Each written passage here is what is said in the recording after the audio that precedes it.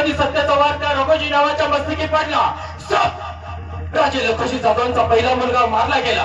राजे लखोजी जाधवांचा दुसरा मुलगा मारला गेला. राजे लखोजी जाधवांचा तिसरा मुलगा मारला गेला.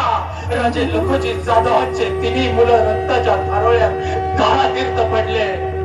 आणि अखे राजे लखोजी जाधव त्यांच्यावर छोटी छोटी कट्यार होती. अरे छोटी कट्यार 10-15 तलवारीची लढत होते, साप मारवत होते. अरे राजे लखोजी जाधवांच्या अंगावर एकही अशी जागा नव्हती की तिथे वार झाला नव्हता. सगळे रक्तबंबाळ झाले होते राजे.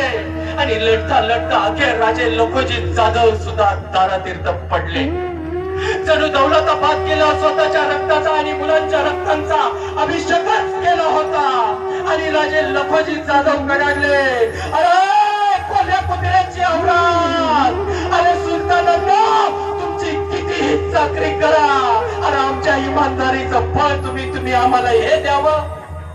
ए सुलतानांनो, अरे माझ्या तिन्ही लेकरांना संपवणाऱ्यांनो, अरे तुमचाही काळ जवळ आलेला आहे, तुमचाही काळ जवळ आलेला आहे.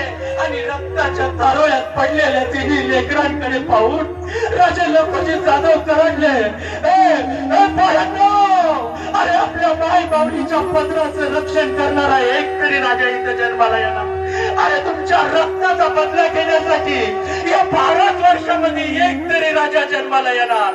अरे आपल्या देवाचं, देशाचं, धर्माचं रक्षण करण्यासाठी एक तरी राजा इथं जन्माला येणार.